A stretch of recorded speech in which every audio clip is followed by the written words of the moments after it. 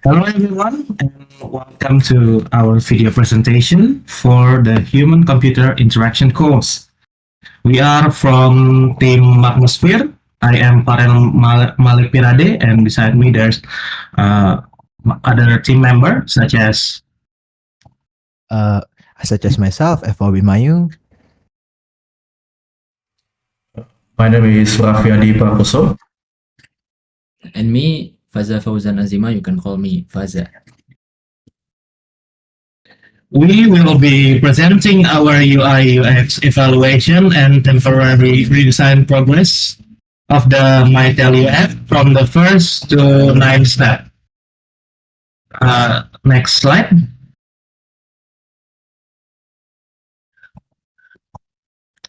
Instead of just guessing how to make the app look better, we strictly follow steps 1 through 9 of the user-centered design or UCD process. Throughout this video, we will walk you through our research findings, the user mental models, and finally how we built a more efficient design solution specifically tailored for the fast-paced life of the TELU student for the ISO standards. Let's get right into step 1, identifying the core problems. The UCD itself, or the user-centered design steps, the first one is understanding the context of use, identifying user profiles, making personas, scenarios, and usage environment conditions in detail through interviews or questionnaires. The second one is determine user needs bridge or research data in specific system requirements that meet emotional and functional needs. The third one is building design solutions with visualizing ideas from sketches, wireframes to interactive high-fidelity mockups or even prototypes. The last and fourth one is design evaluation testing the prototype directly on the target users.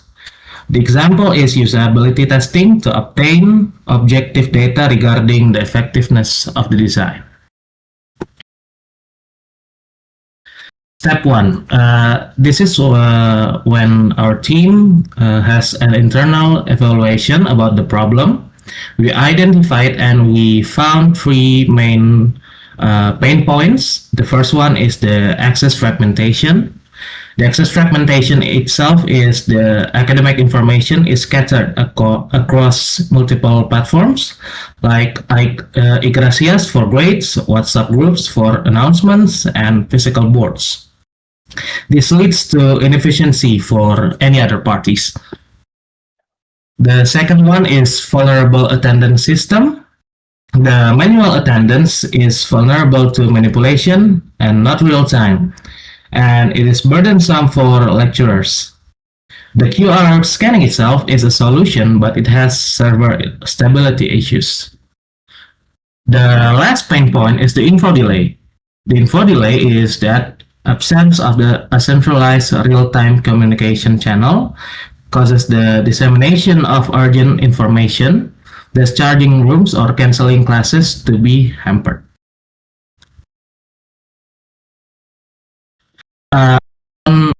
Our user survey findings, including 14 respondents, 86%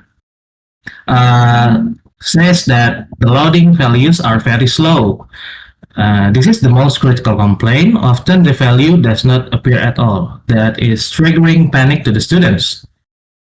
Around 64% is the pain point is the network or server problems. The direct impact is felt during high traffic times such as PKKMB or simultaneous attendance hours or in busy hours. Around half of the respondents says that they felt their QR attendance. They have experienced failure without a centralized fallback solution, so they need to report to the lecturer manually.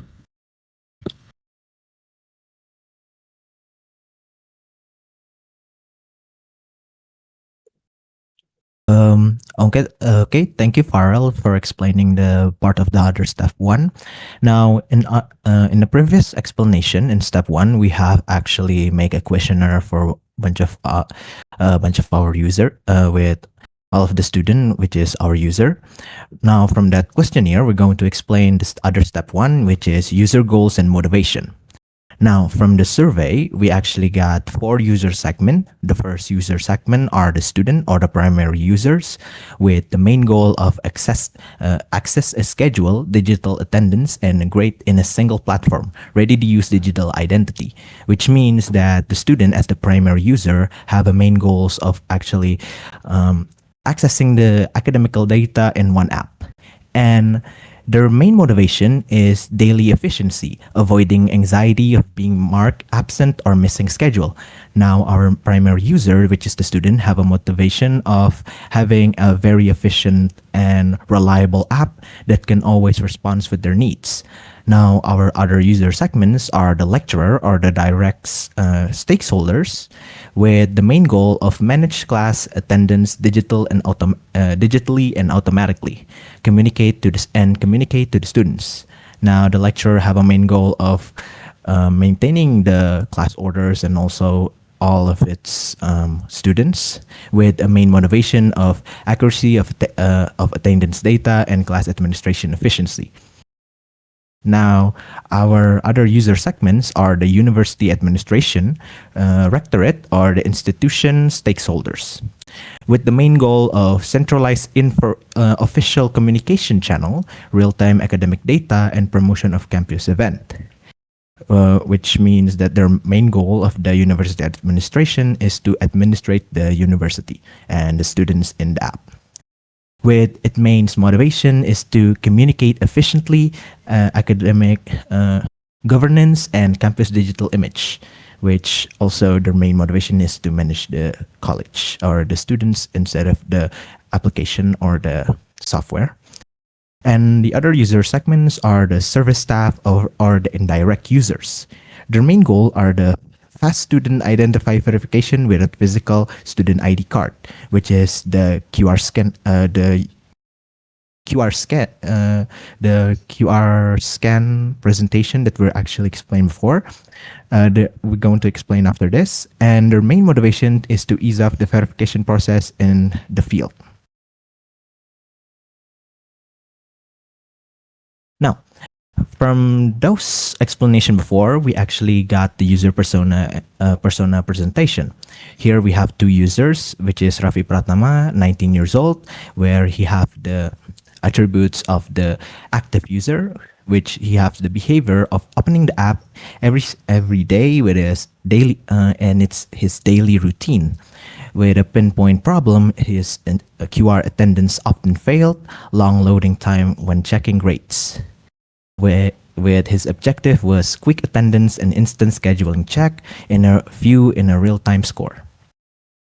And our other users, our persona users, are Dinda Aulia in the age of 20s. She is the reluctant user. She have a behavior of opening the app 3 to 4 times a week, when only she open the app when it's urgent. With a pinpoint problem, timeline is full of junk content and UI is not intuitive, which means that there's too many features inside of the app that she never use. And her main objective is to get a relevant academic information and an integration with Igracias. Continue. Now, here we can actually understand the key business and function process. We are dividing it into 4. The first one is the authentication, where we want to tell the SSO login if successful, the token is safe and activate the session. The other is this class schedules, where the schedule data is taken from the server, display per day, can be swiped, and as I explained before, the QR attendance, where it can access a camera, decode the QR, send it to a server, and display a confirmation of the attendance QR code. And number 4 is the monitor value, request value data, prone to timeout, required special error handling, where we want to monitor our problems. Okay, continue. Now, the other step two are user mental model or the situational context. Here we have the context of using might tell you are dynamic and often in time critical situation. Here we have such as situation where where the user are in anxiety, where it's fear of being considered absent in the application error when taking attendance at the classroom door. And the other is time pressure. Expect instant loading 2 to 3 seconds, especially when running to see a classroom in the morning, where usually a user want to go into attending class and they don't really have the full information about their classes. They usually access the app and they want the efficiency of that app to be much more accurate. And then performance expectation are digital, and performance expectation are as digital native, especially in IT student. Tolerance for downtime is very low, where their expectancy in our software are very high, and they have a low tolerance on a very low performing system. Now, the user mental model are focused on the login, getting info, and finish. No linger or browsing. They're focused on their tasks, and we separate all the tasks into 5, as I explained before. And that's my explanation for step 2. We can be continued for Rafi. Thank you. Okay. Here we have this step 2 on hierarchical task analysis. We have written this graph before, which we have this root. The root of this graph is I tell you users, which is the backbone of this connected graph. Here we have these 3 representation of the graph. On the first one, we have login and authentication. When we open the app, user must input their SSO account, which would include their email, their password, and then if they're successfully authenticated by inputting the correct user and the correct email and password, they will be guided to entering the 1.3, which is the entering the home. And here we have this task called check class schedule. And if we wanted to go to a class schedule where if student wants to see how many schedule they have, they need to, and this our hierarchical task analysis graph, we define that they need to go home by represented as 2.1 go to home, and then when they at the home they need to view today's schedule. So there will be an option for them to check the schedule, because we provided them our intuitive user of saying that this is the place to check the today's schedule. And then at 2.3 they need to check groups and then what the lectures are. So if they successfully check the schedule, they will have that much list of lecture day incoming. And then at number 3, we have this QR attendance.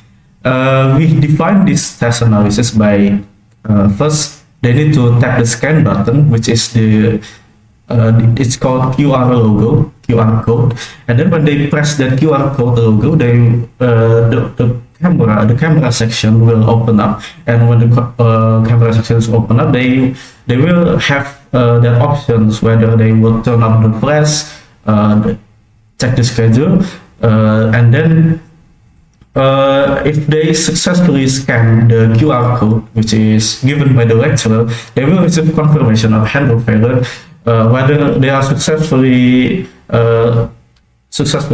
absent or make the attendance to make the system thinks that they attended the class. So this is very important, because 3.3 means that user informed about whether they are successful or not, because user always needs to know whether the status they had right now. And then we have this check academic grades. It's simple, just tap the grades menu, select which semester they need to want to see, and then for each semester it will have that summary of how many GPA they have right now, and then how many classes they have attended, or they can also see the details of that lecturer's grades. Then we also define the notification. This is an extended version. So usually when student wants to check the notification, they need to go to LMS, lms.telkomuniversity.ac.id, and then check the bell icon. But in our design, we revise to put the bell icon in our apps. So student don't have to go to the LMS website. Sorry, go back to first. Yes, okay. So your student doesn't have to open the LMS. It will already have in the our apps. This is crucial because it simplifies the design. It simplifies the flow of the student to check whether something important is happening. And then there will be a student card, digital student card. So in our design, there will be a navigation to the directory to open the student card ID. So if one student wants to check their student card, they can just go to on the step 6, which is digital student card, so they can see the information profiles. All right, next step, next slide. Okay, this is understanding UI design principles. So in our design, we kind of closely related to the original of My Tell You apps, which is mostly red color. Telkom was dominantly on red color, which is on the hex code is CC, quadruple 0 is combined with white and dark gray for maximum contrast. And then for the typography, for the font, we decided to use the Poppins because Poppins is kind of the standard, the industry standard for design, modern and elegant design, because it doesn't have that much curve, it doesn't have that much edge. It's kind of a simple glyph, simple shape that defines. It can be works on any screen, works on any device, or even an older device. So in this case, we also have these UI components, use of schedule cards with rounded corners for clear visual separation between classes. Rounded corners are important. We also have a shadow for determining how good it looks about the declaration of the design. Okay, next slide. And now we go to step 1, which is information architecture based navigation scheme. So we have this, unlike HTA, hierarchical task analysis, we actually have this structure flow. In the hierarchical task analysis before, we don't have that order, with the order of which user can go to or user can navigate to. But in this information architecture based navigation scheme, user can we have this clear step procedure of which part that user can't navigate to other parts. So as you can see, we have this branch on the profile, which will be branched to KTM and logout. KTM means ID, student ID card. And then on schedule or jadwal will be there will be a branch of date and what is this? And the lecturer schedule. And then there will be scan present, and many others. We also have this color code to determine whether this is a primary window, which means the primary window is rendered on the mobile apps itself, not an overlay or not a visual graphics. It's just rendered natively. So, and then we have the secondary. And secondary means that inside that native apps, inside that native window, there will be some kind of overlay, but still closely tied to its native. But on the pop-up window, it doesn't have that kind of parent representation. It's just independent, so it doesn't have that if user scale it up or scale it down, it didn't affect. And then there will be a dialog box. Dialog box is different than notification because dialog box means that when you have the dialog box, you will have that prompt. You can't click anywhere unless you interact something with the dialog box. So here, this is our navigation structure. We have this data to be the most effective way of telling user how to navigate within my tell you. Right? Next slide, please. Okay, so this is a system menu. As you can see, our dashboard is just simple form menus on the application feed. As you can see, we only have iGlaciers, IMK, or student activity report, and then this nilai mahasiswa or student grades, and then jadwal, which is schedules. So as you can see, based on our user persona, most of them don't even use many current value features.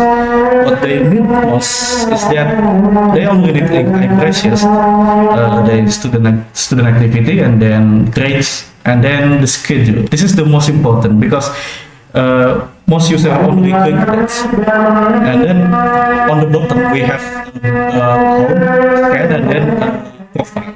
So profile means that instead of having to press that, on the original My Tell You application, there is 4 sections, but we only simplify it to 2 because to make it better for the features to navigate.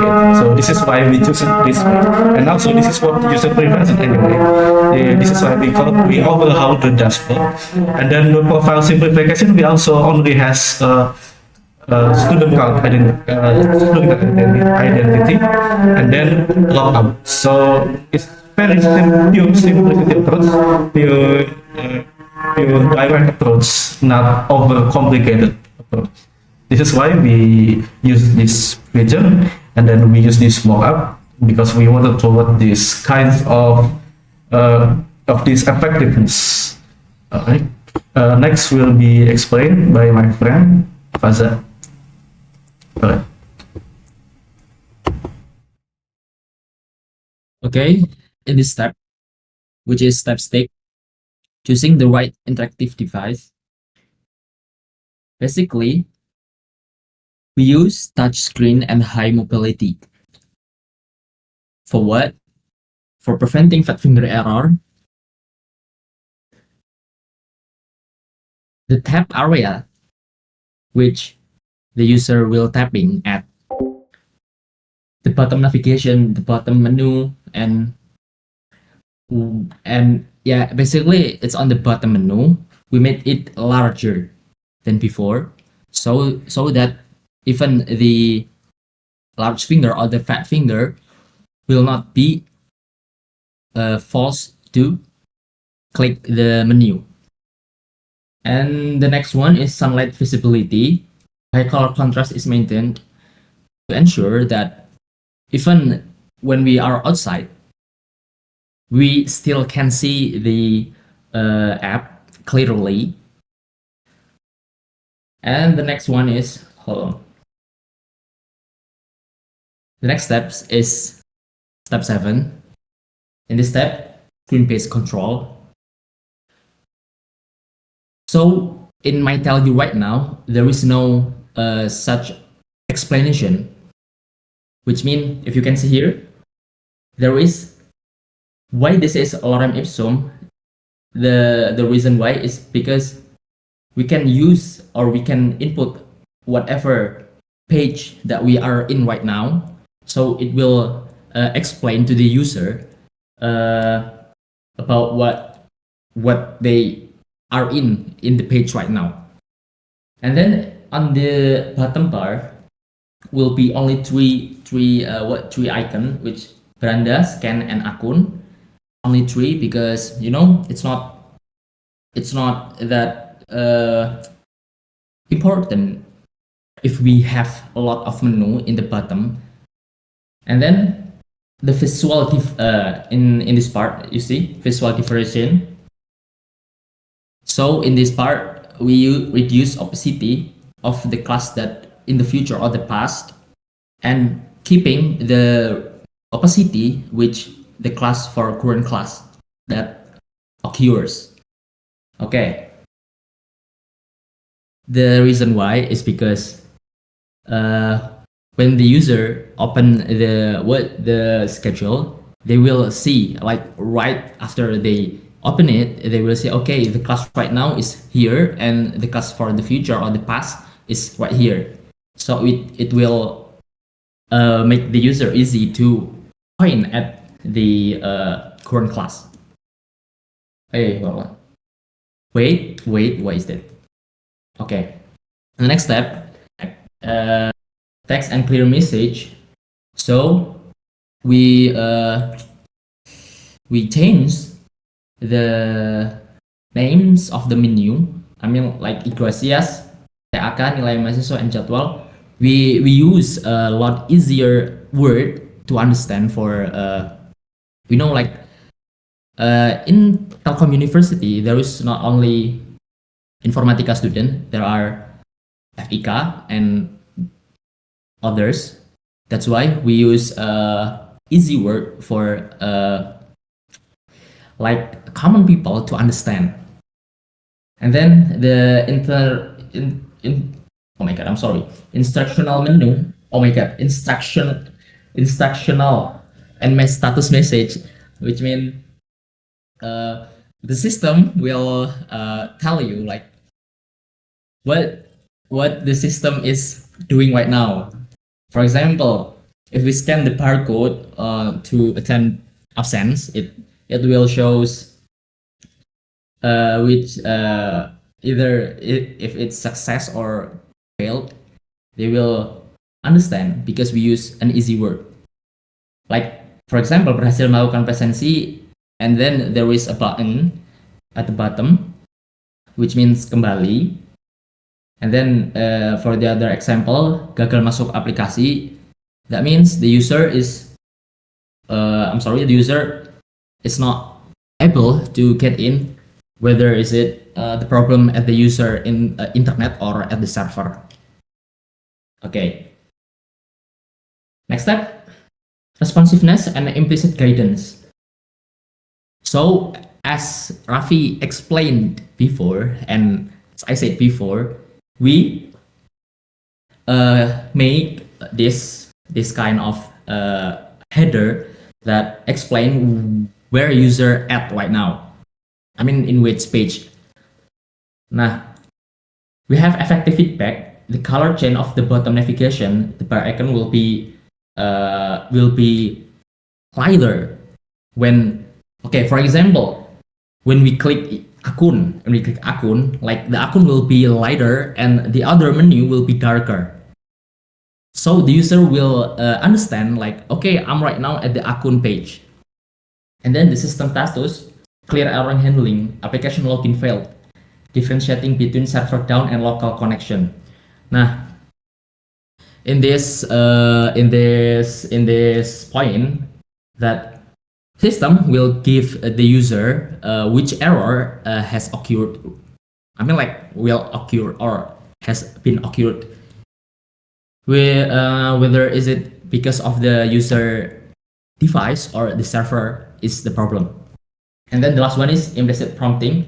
So basically, when we use scan feature, the scan feature, that means when we open it, and then there is a box, a hologram box, which make the user easy to point at the QR code. That is the reason why we use the hologram, so make the user easy to scan the barcode. Okay, this is the final step that we are in right now. Okay, the next one will be explained by Farah.